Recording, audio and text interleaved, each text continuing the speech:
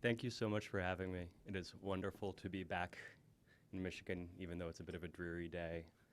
Uh, it's remarkable to see how things have changed in just a few years. But delighted to be standing here very many times. I've been sitting where you guys are sitting, so it's a nice change. So what I'm going to do today is talk a bit first about the background of the shape of piracy in the Mediterranean, its historical roots, why it increases dramatically towards the end of the 16th century. And after I've given you a bit of an overview, is to move into some of the work I've been doing on the subject and focus especially on what I like to call the Ottoman Mediterranean, the Ottoman eastern half of the Mediterranean basin. First thing we have to do is talk a little bit about what piracy is or is not.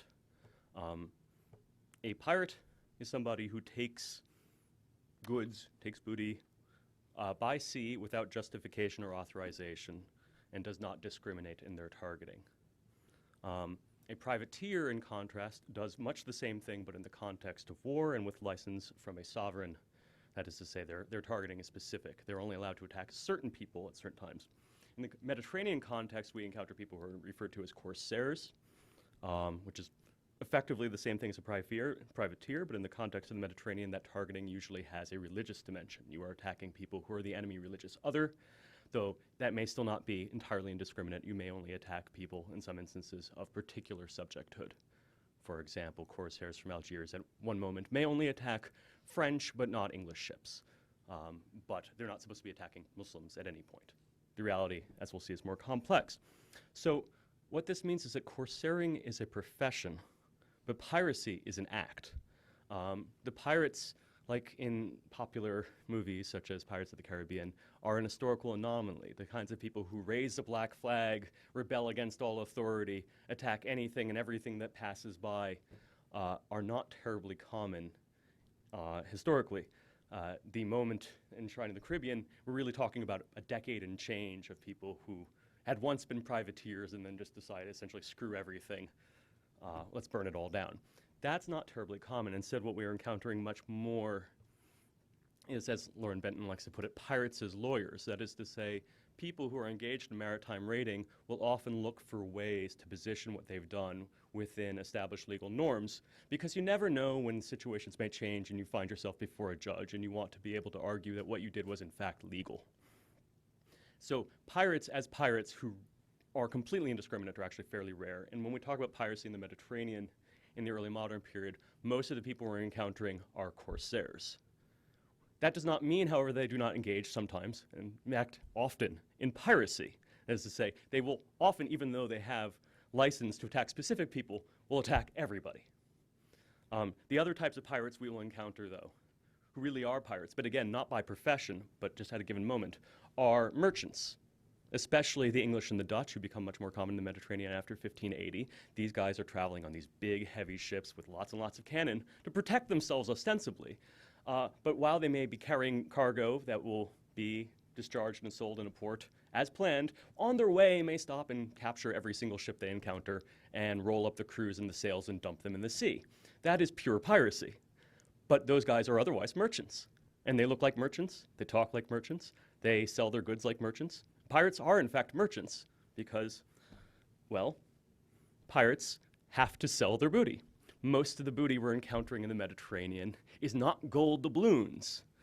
What is it? It's grain, first and foremost, food. Famine is extremely common in the Mediterranean. You got to eat, so grain is the most popular thing. The other kind of booty, of course, is the human variety. That is the most popular. In both cases, you have to sell it. So corsairing is big business, and it's entirely legitimate. It operates out of major ports. It's conducted in the open. Places like Algiers, Tunis, and Tripoli, but also Malta and Livorno. Livorno is a Tuscan port close to Pisa.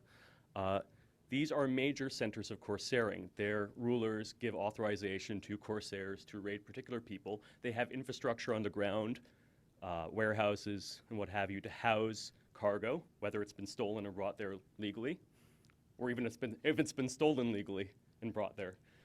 Places then where merchants can buy, prisons to house all the human captives taken there who are being both used for labor and sometimes being held for ransom or both.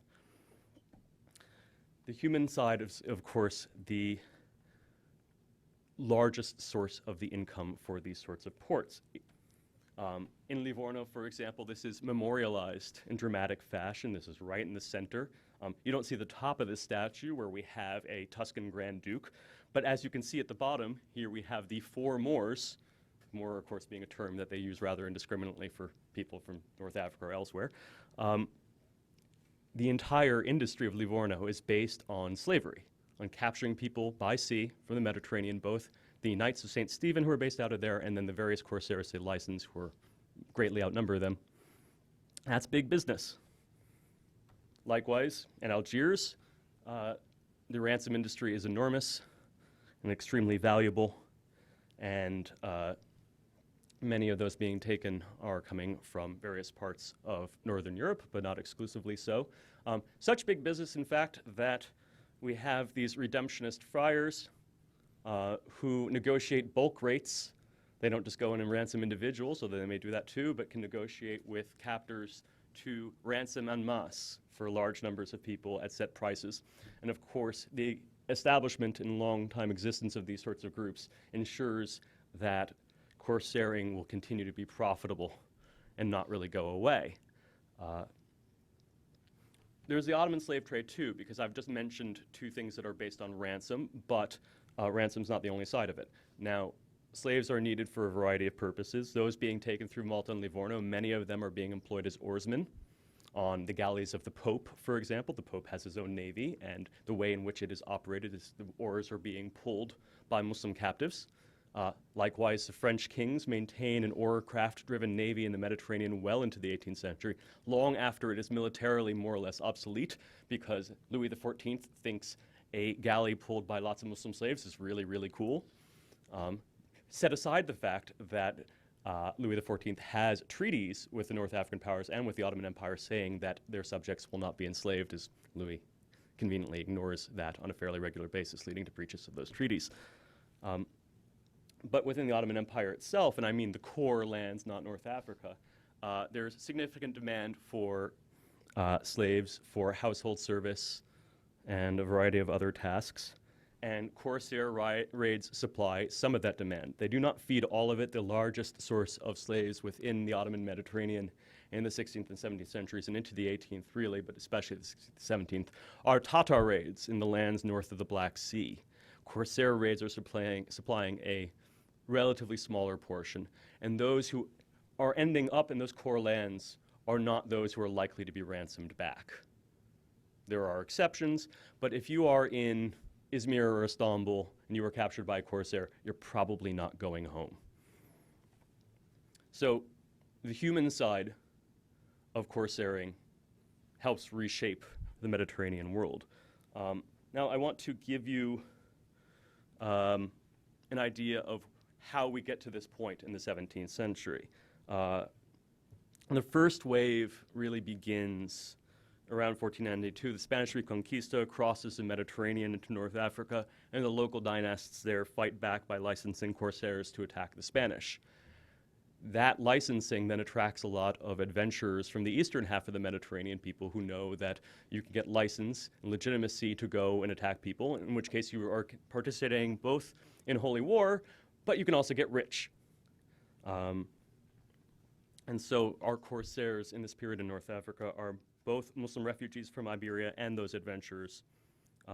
They are, of course, not alone. On the Christian side, we have the Knights of St. John of Jerusalem, the Hospitallers, who are operating out of Rhodes until 1522, when they are expelled by the Ottomans. They wander the Mediterranean for about 8 years and then are settled on Malta in 1530, where they will be incredible pain in the ass for the Ottomans until the very end. In 1798, Napoleon puts an end to their activities. But up until that point, they are incredible pain.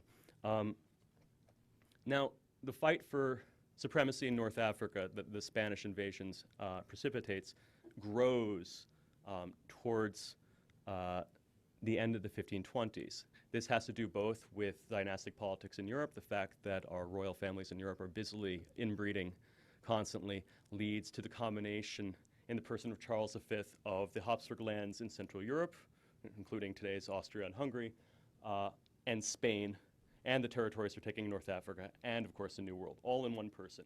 So the Ottomans' expansion into Hungary, along with their own subjects' activities in the Mediterranean, sets up a big fight between the Habsburgs on the one hand and the Ottomans on the other. And this will be played out both in Hungary and in the Mediterranean. And both sides will quickly realize that the best people to lead your navies are those people who've spent the last couple decades raiding and enslaving the other, because they know their way around a ship, they know their way around the Mediterranean, they know the enemy well. And so both the Habsburg navies and the Ottoman navies will be commanded by Corsairs. Most famously on the Ottoman side, a guy named Hayreddin Barbarossa. He is in fact not the first Barbarossa, his brother is the other Barbarossa. He's the one who actually has the natural red beard. After his brother dies, he dyes his beard red and takes on his brother's title and reputation. And Barbarossa is a great example of how the Ottomans get dragged into this, because his brother takes over Algiers. His brother, like all of them, is essentially hired gun and mercenary, who then over time takes over. Ottoman sovereignty is extended to Algiers not by conquest but by request.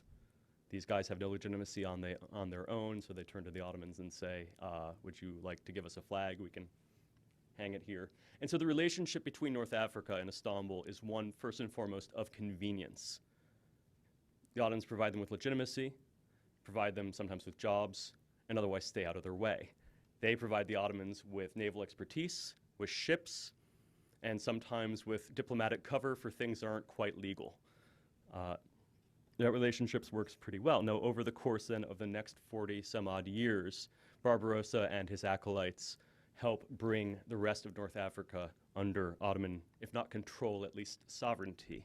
By 1574, both Tripoli and Tunis are under Ottoman control, and the Spanish project, at least east of Morocco, is ended.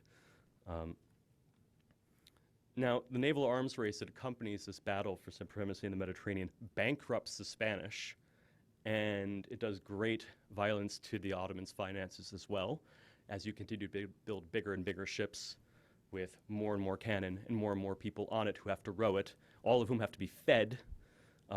The costs spiral completely out of control.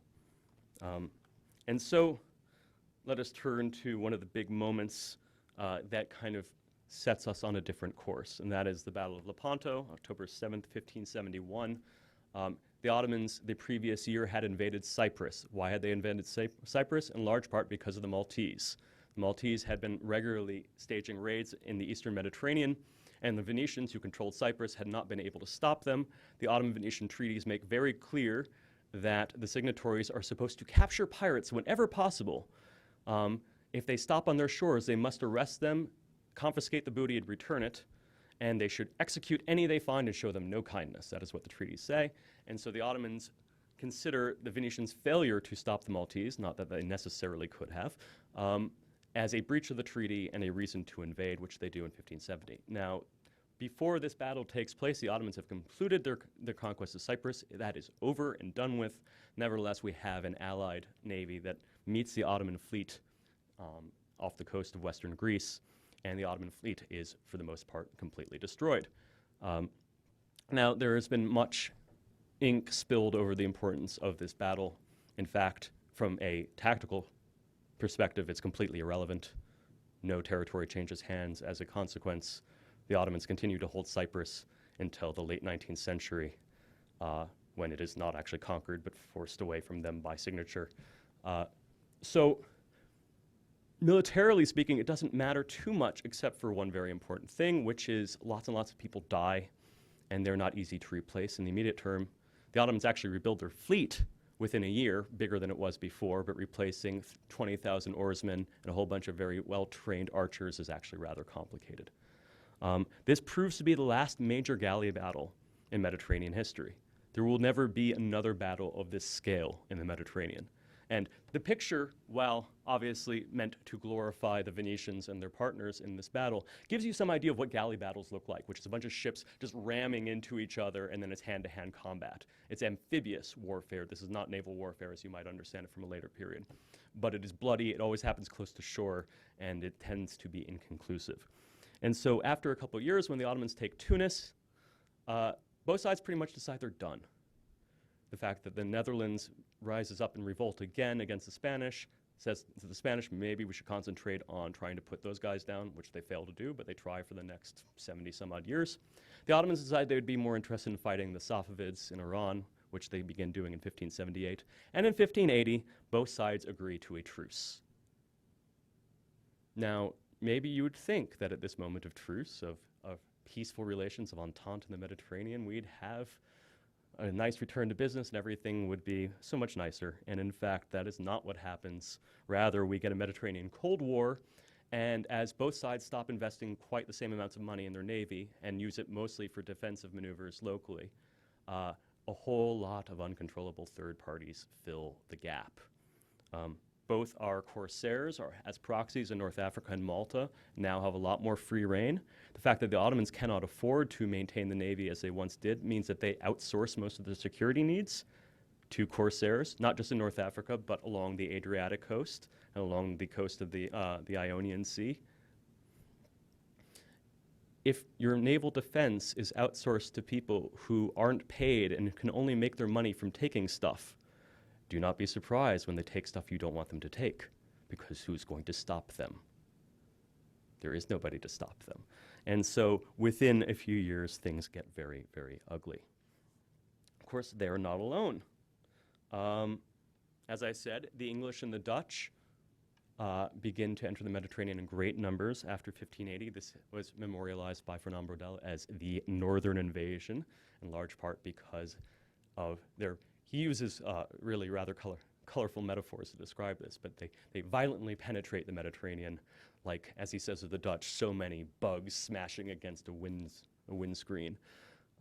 They come in large numbers, as I said, as much for raid as for trade, and they come with new ships, like the ones on the right, which can carry more stuff with more cannons and with fewer people on it, which means that, assuming you have enough wind, they are faster. They are safer. They are harder to capture. They can kill more people more easily. They're able to completely drive most of their competition out of business.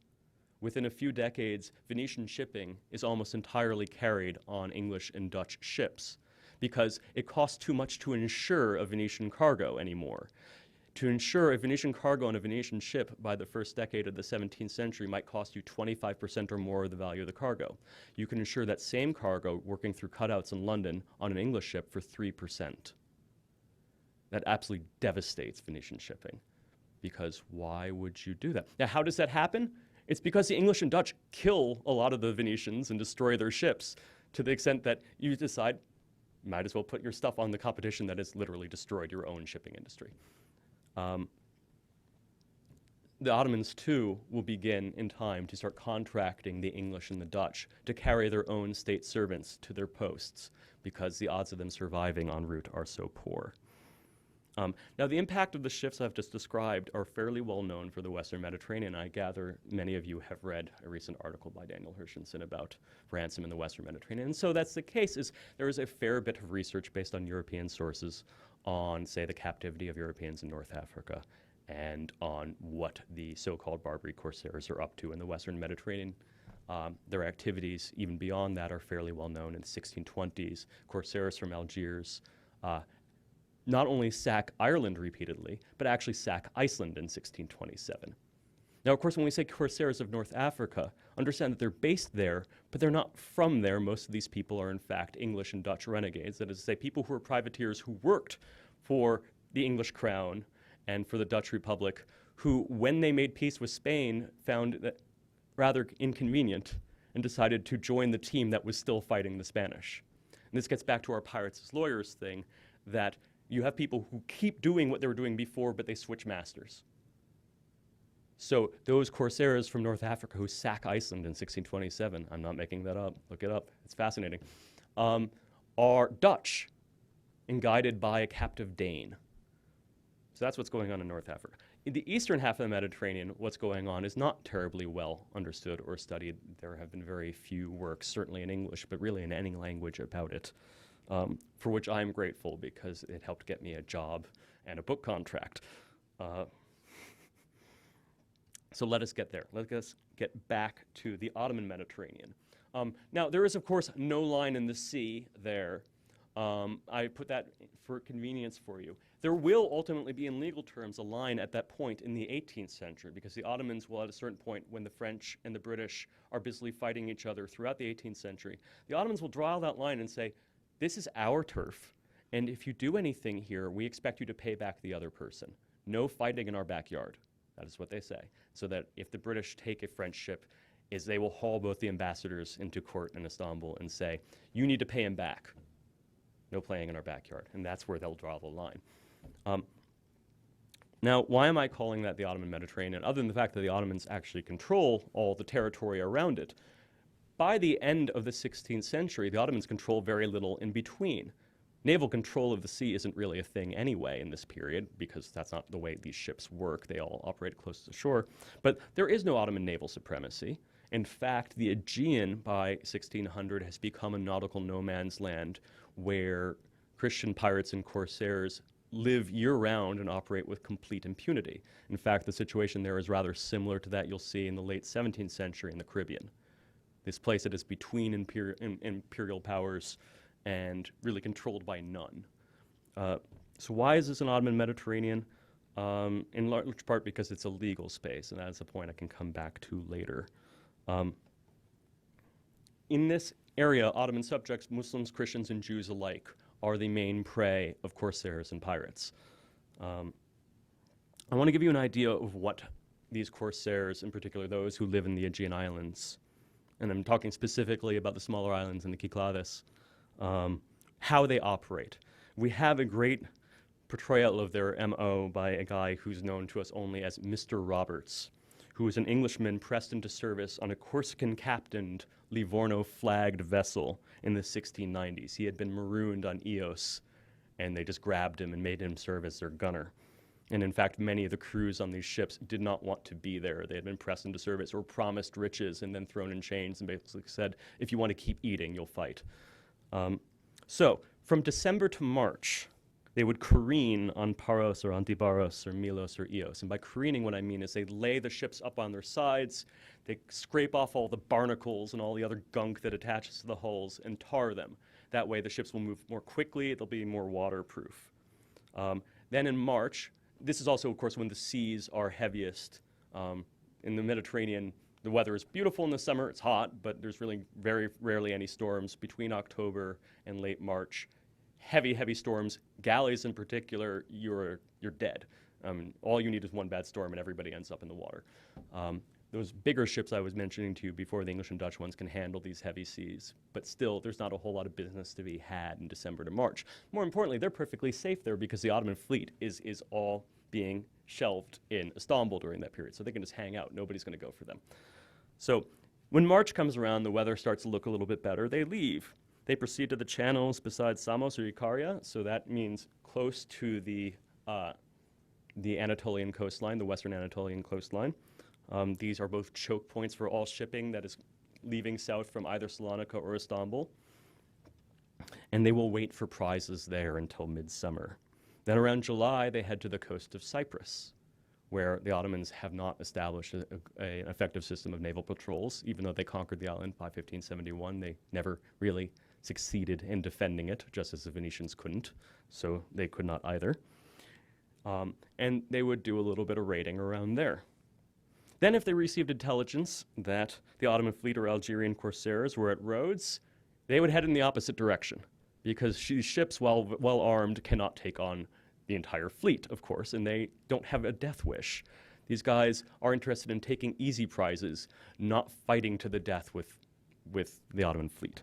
So they would head to the waters off of Egypt, north of Damietta or Alexandria, where the shoals are too dangerous for the fleet to operate. So they know that they can just hang out there. If you look north of Egypt, you can see that there's nothing there.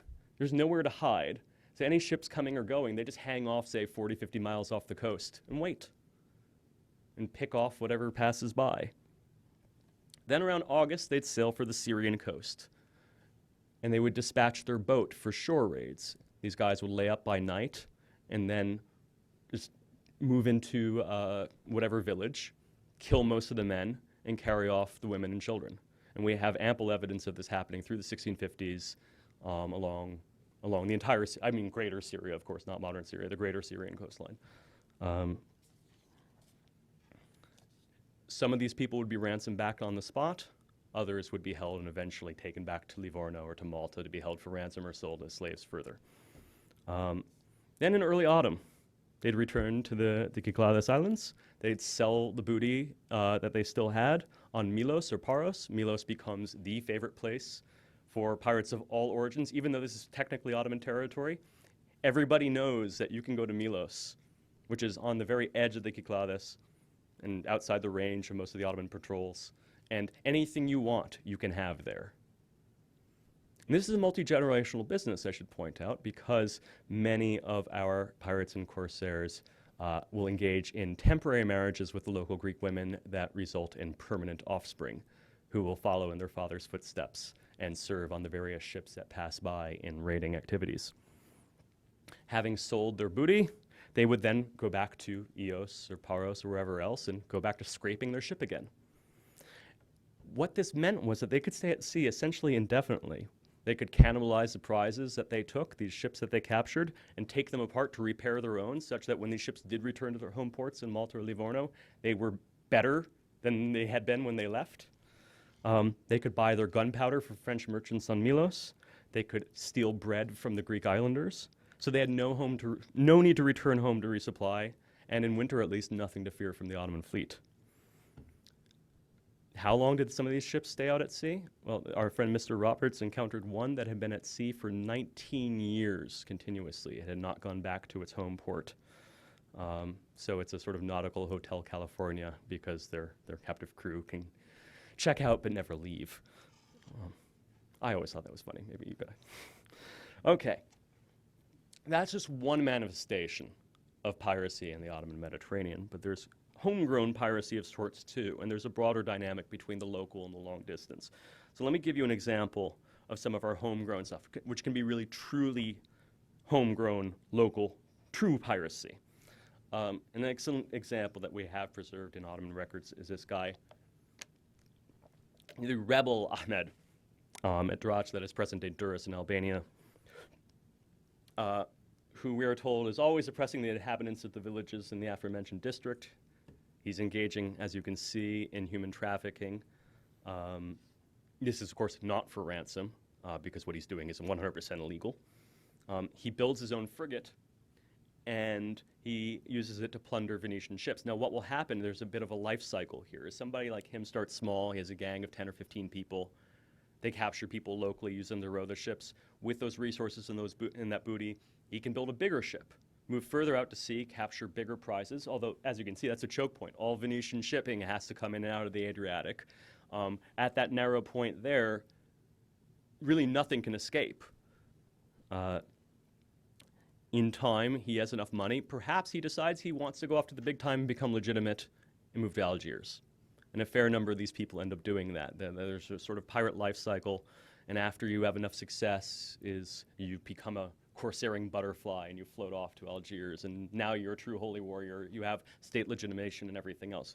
But a lot of these guys start something like Ahmed as a local bandit, effectively, whose activities go out onto the sea. But this stuff isn't structured around ransom. But as you can see, human raiding is a big part of it.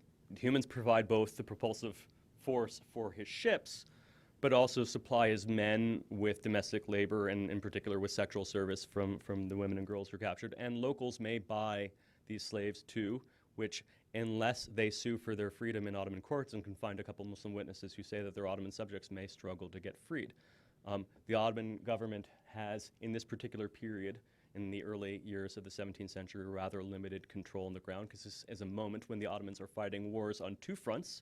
They're fighting the Habsburgs in Hungary. They're fighting the Safavids in eastern Anatolia and the Caucasus, and they have the largest rebellion they've ever faced in Anatolia. They also have basically no food and a huge fiscal crisis. So dealing with somebody like Ahmed can't really be a high priority on the fringes of the empire. Now, we know about this because enough people complained, and then they sent a decree out to the local administrator saying, find and kill this guy. But it took a while, right? Merchant ships did not venture out to the sea. That's how long it took before the Ottoman government finds out about this in Istanbul and sends a bunch of decrees saying, find this guy and put a stop to this. It takes a while. The problem is also sometimes the local government is in on the game. And the best example is in 1617, the governor of this district, the Sanjak of Karlieli, engages in what could only be called slave laundering. His district includes the one Ionian island that the Ottomans have, which is Lefkada, which has a Corsair base on it, a Corsair base that often is engaged in piracy, capturing Ottoman subjects, which is 100% illegal, and also Venetian subjects, which in peacetime is also 100% illegal.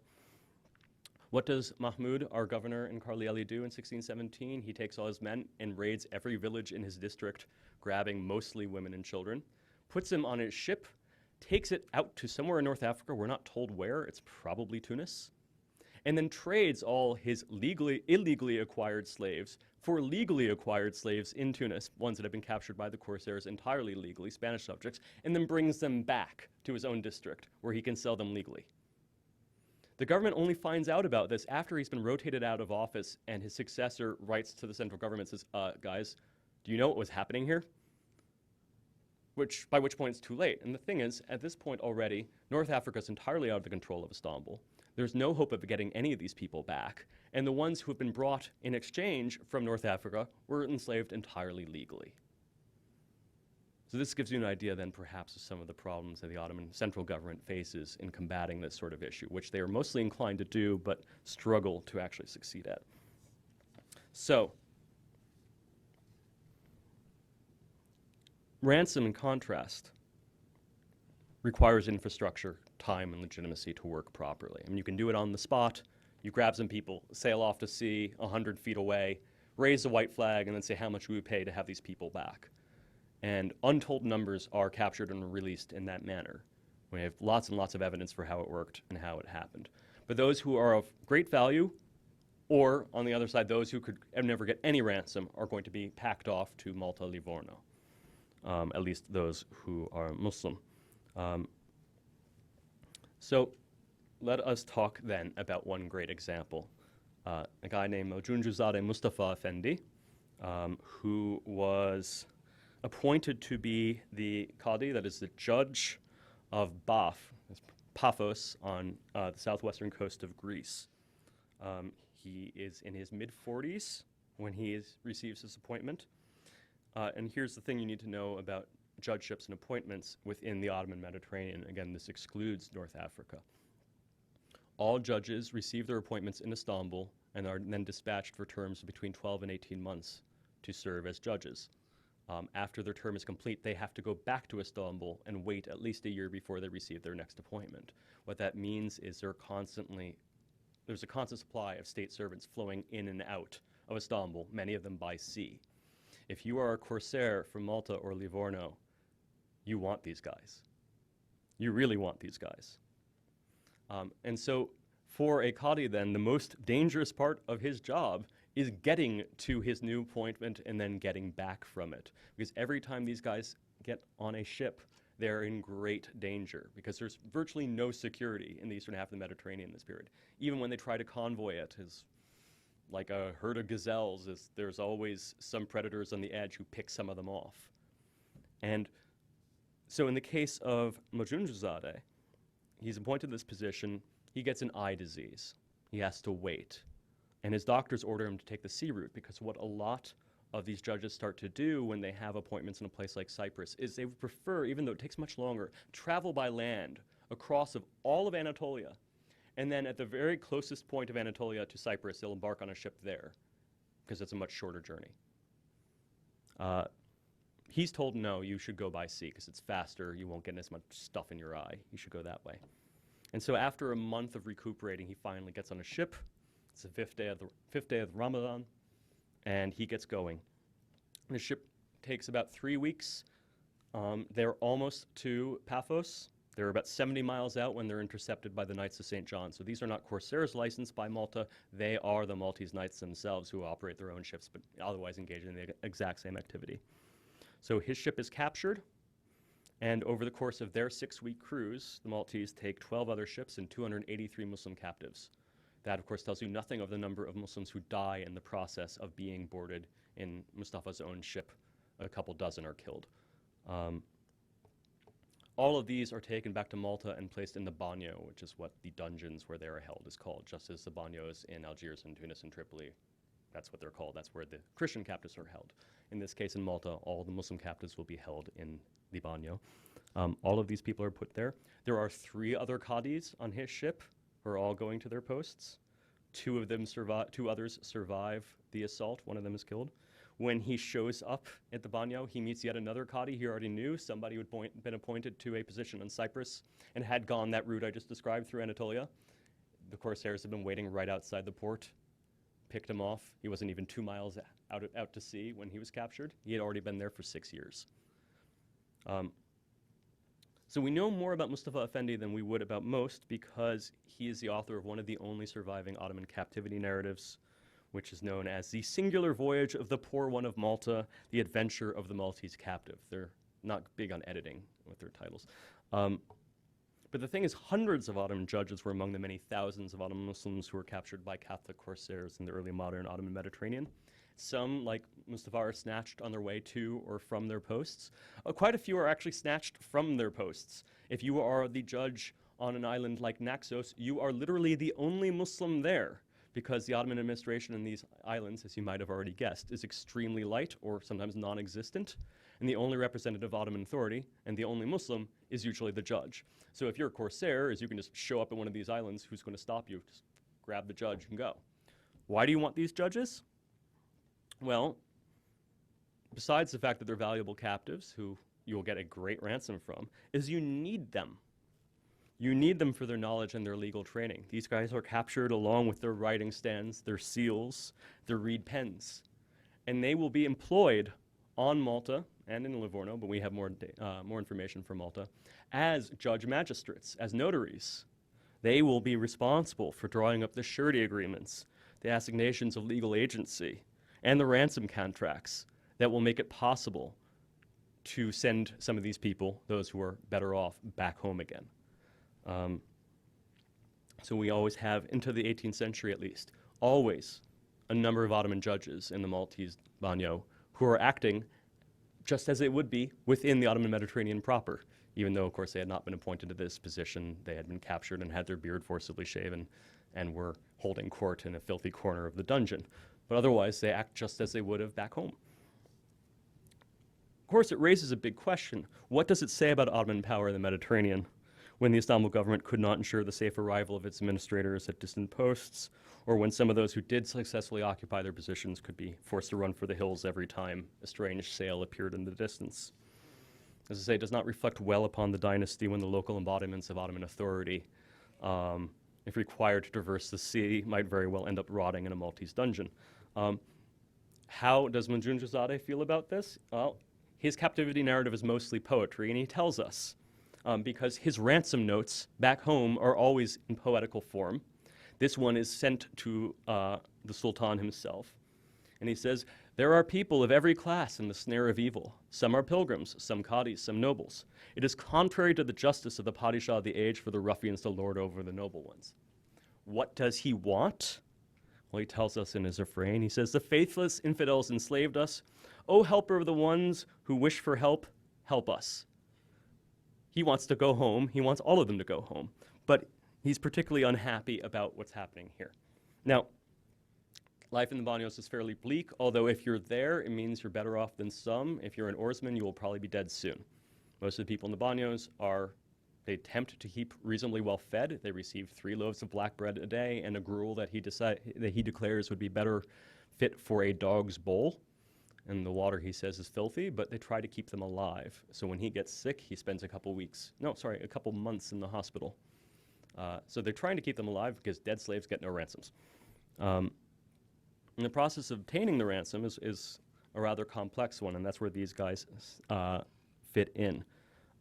Pretty much always within the banyo, there will be a qadi, a judge of the slaves, who's one of these qadis. And that person will serve as a magistrate and as liaison with the local government and the person by which communication can happen with back home.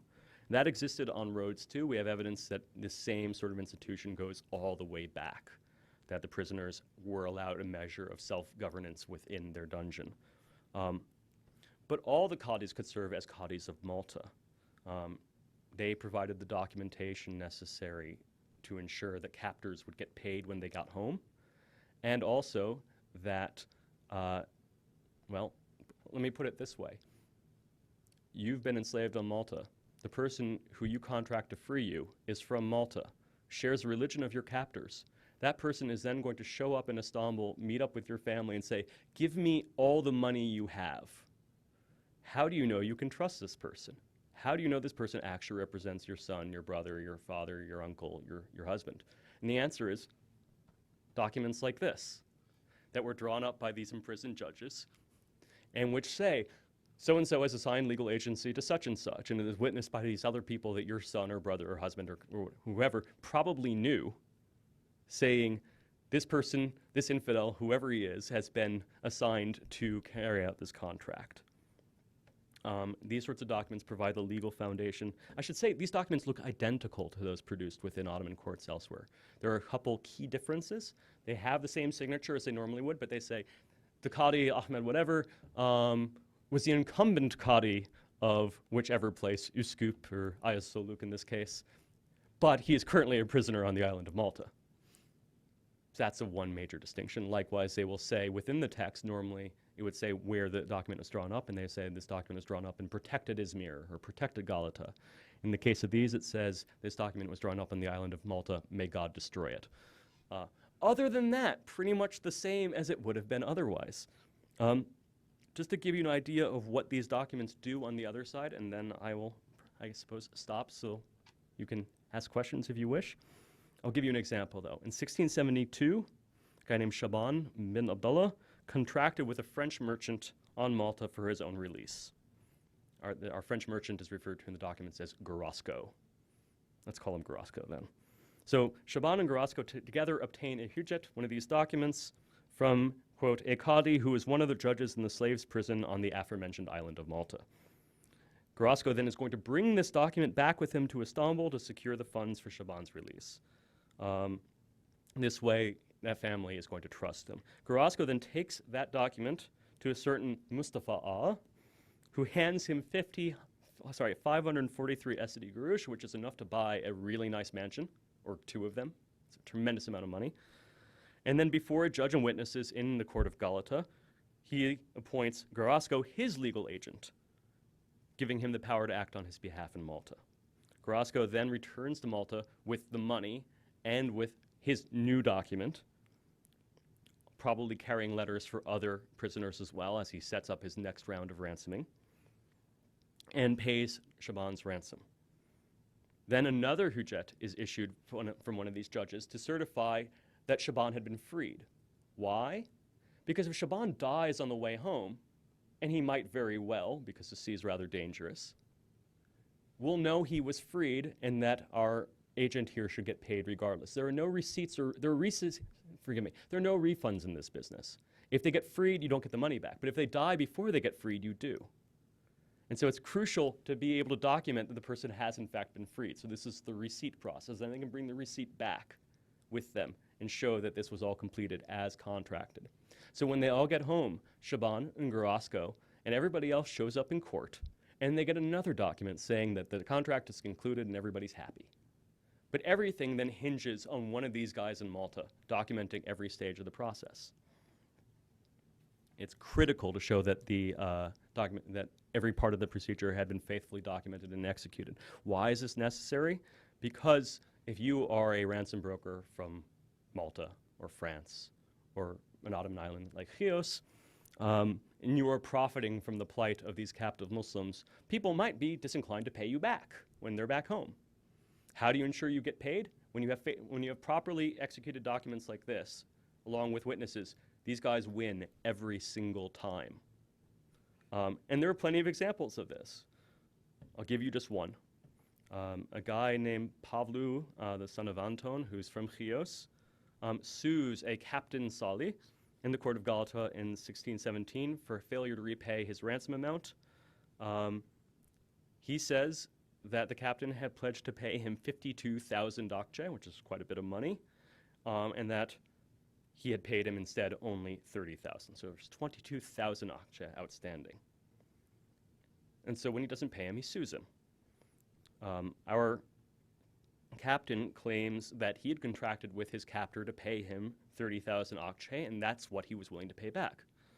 Well, what happens, of course, is Pavlu is able to present one of these documents and the witnesses, fellow prisoners, that he had himself ransomed in court that said, no, he agreed to pay this amount, here it is, and they force our returned captive captain to pay. Where did that discrepancy come from? Well, these guys got to make a profit. The amount that you agree to pay your captor is not the total amount this is going to cost. You have all the various exit taxes, the cost of drawing up your safe conduct so that the Maltese won't capture you again if on your way home. You get to go home when you've been released. If they stop you again, you show them that piece of paper, you still get to go home. The cost of the ship back home, the interest on the loan, because this guy had put forward no money, so it was entirely on his word. His only security was his word. So the interest on the loan, and of course his fee. Of course, 22,000 akçe over a 30,000 akçe ransom is 73%. But if that sounds extortionate, well, it is. That's the price of freedom. But these sorts of documents are absolutely critical to make things work. That said, will they protect you? Will they protect Muslim prisoners on Malta? What do you think? No. When there are disputes on Malta between our ransom brokers and slaves in the prison, even if they have documents and witnesses who testify in that court, they will always take the word of the Christian regardless. And we have plenty of examples of this. So that's where things go in the other direction. But in short, the Qadis of Malta, and these are people who have not really been studied before, are essential for the smooth functioning of the ransom business in the eastern half of the Mediterranean, even though they could provide little succor to their fellow prisoners on Malta itself. Of course, and this is left unmentioned here, the diversion of Ottoman Qadis to Malta meant that their own jurisdictions were left without judges, sometimes for years or even decades, and I'm more than happy to tell you stories of such if you wish in Q&A, but I think I'll stop there. Thank you very much.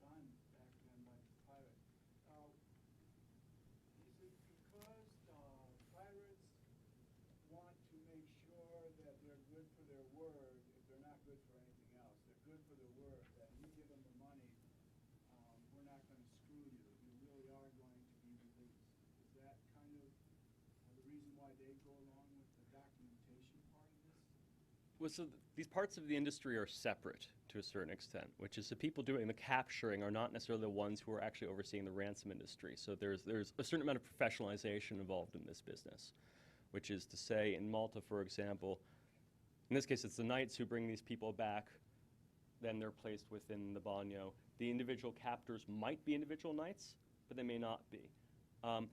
They're not the ones who are brokering often the deal, which is to say that the captors will make a deal, agree through negotiation with the captive for a price. But these documents are really protecting the brokers more. The captors aren't releasing anybody till they get paid. For the most part, there are internal mechanisms on Malta, both customary and more formal, intended to ensure that when you agree on a price, it will be kept. We do find examples, of course, where those disagreements play out to the detriment of the captives.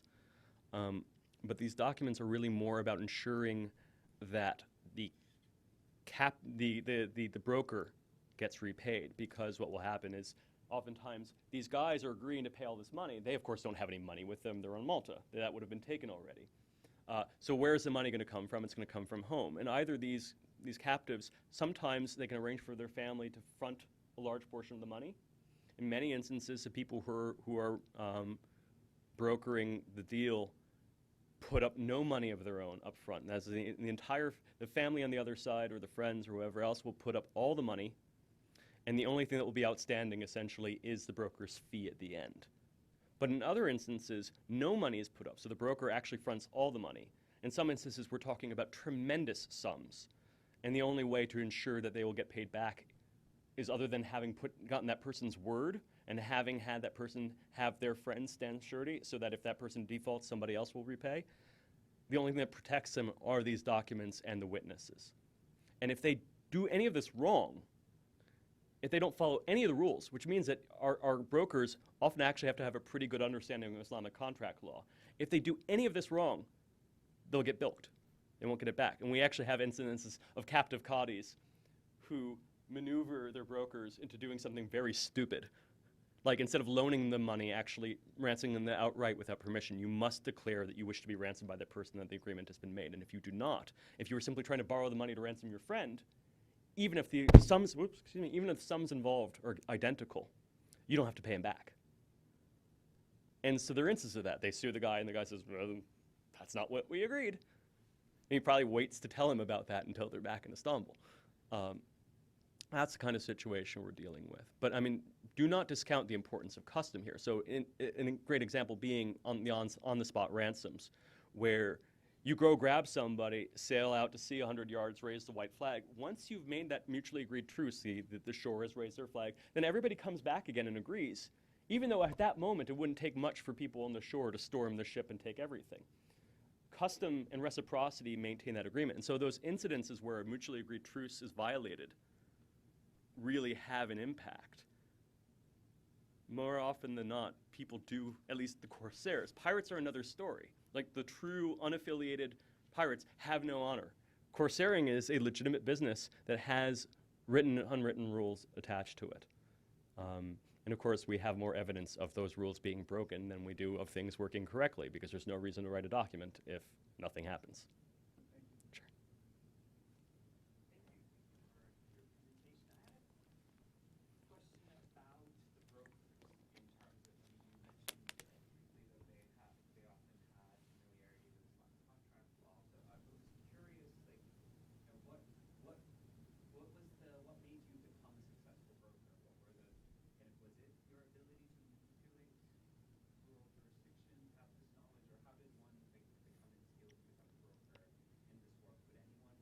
No. Yeah. What's interesting, so in the Western Mediterranean, for example, you have a lot of Muslim brokers. In the Ottoman part of the Mediterranean, to the best of my knowledge, none. They're almost all Christians, except for the Jewish community often works with Jews. But the Jewish brokers usually only work with Jews. What makes you successful is that most of these brokers don't work alone. Most of these brokers are parts of small or large consortia, and they have to have networks that are plugged in on both sides. You have to have the knowledge, but you also have to have capital, usually lots of it. And even better if you work with partners so you don't actually have to transport any of it. You have a whole subsidiary industry of people who provide escrow services on the Ottoman side, people who will hold these large sums of cash, but who are not directly involved. So you have to be able to work with a group of people who both sides can trust. You have to have access to reliable ship captains who will ensure these things move back and forth. And so what we see is that most brokers are not just brokers. In fact, I see almost no evidence of brokers that are purely brokers. Almost all these people are also merchants and ship captains and diplomats. So this document, for example, exists in the National Library in France, in Paris, because it was produced by the French consul in Izmir, who worked with a number of French partners on Malta to ransom Ottoman subjects from Malta, most of whom, but not all, came from around Izmir.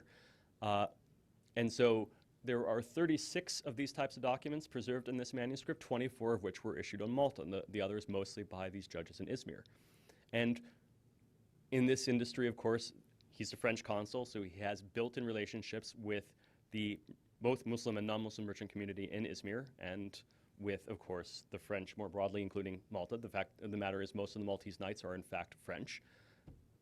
Those connections are critical. We see also a lot of people, especially Catholic Christians, but not exclusively, from islands like Chios, which again are very much involved in trade, have plenty of capital, and have wide networks.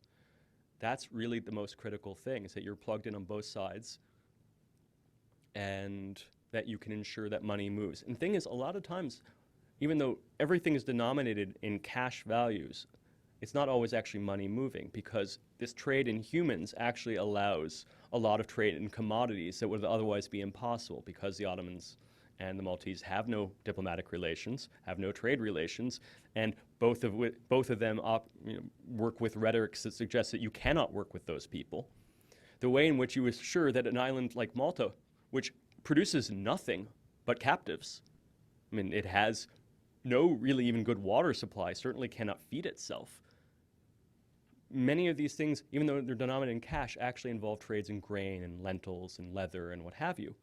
And so these merchants are the ones who make this happen. It allows all these merchants, especially from Malta, who would otherwise not be allowed to even be in Istanbul, to operate there fully openly under safe conduct, and to operate completely, usually by working alongside various ambassadors and consuls and other diplomats, to work openly in the Ottoman courts, and to borrow huge sums of money from Muslims sometimes, but from other Christians and everybody else. So connectiveness is the short answer.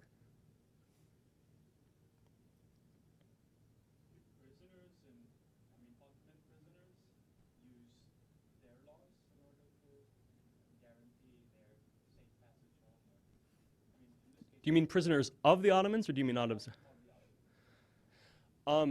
Within the core lands of the Ottoman Empire, yes.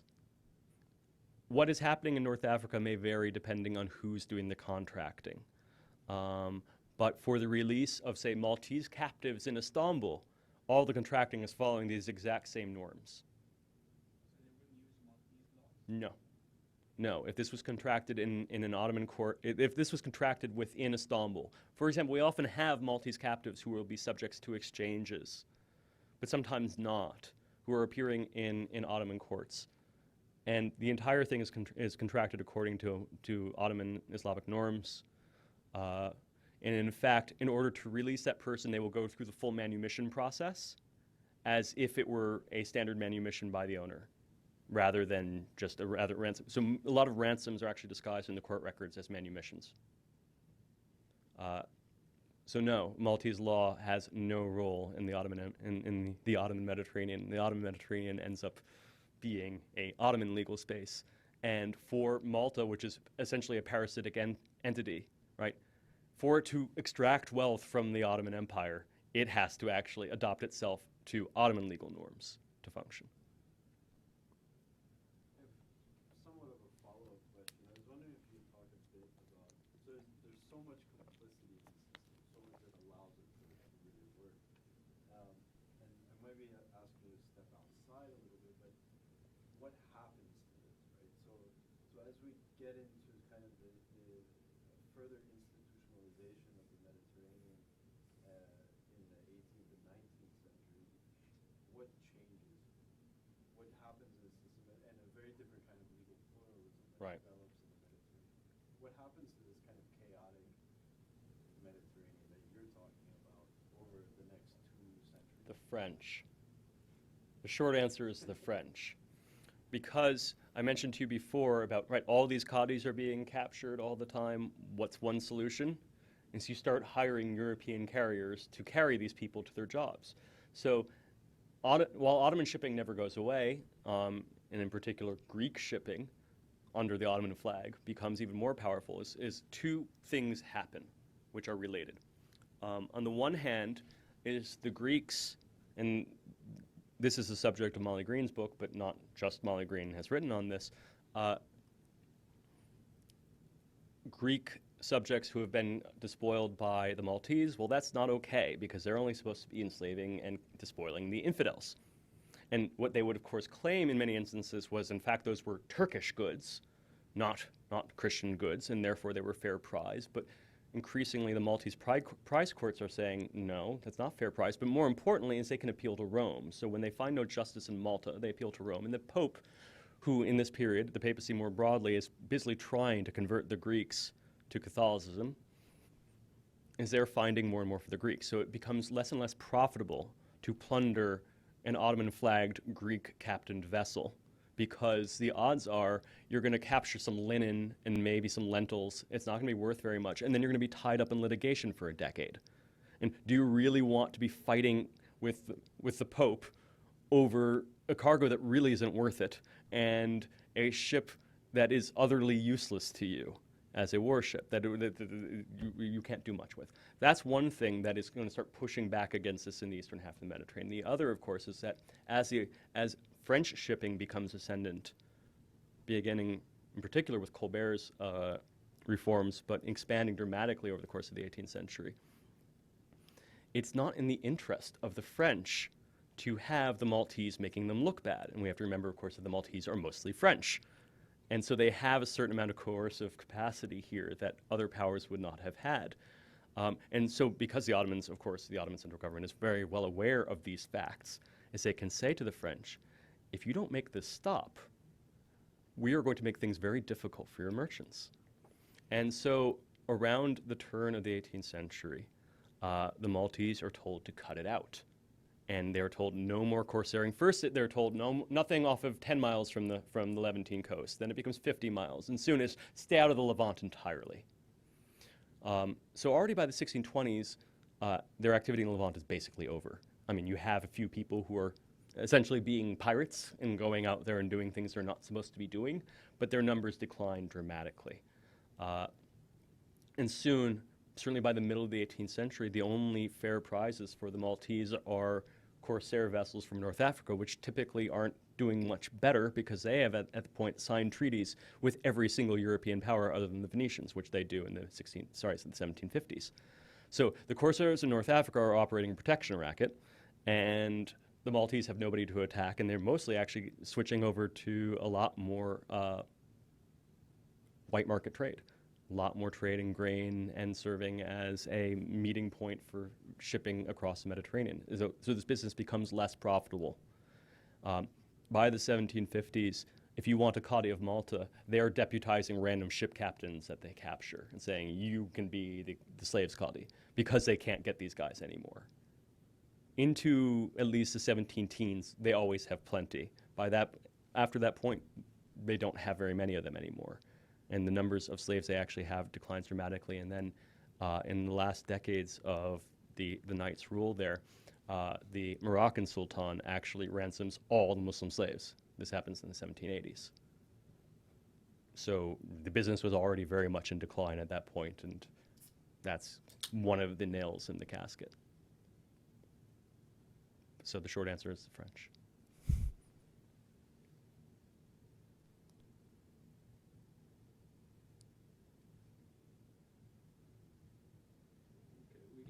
We can conclude the public part of the lecture, and then we'll just ask those who are members of the class to stick around. So everybody join me in thanking Josh. Thank you.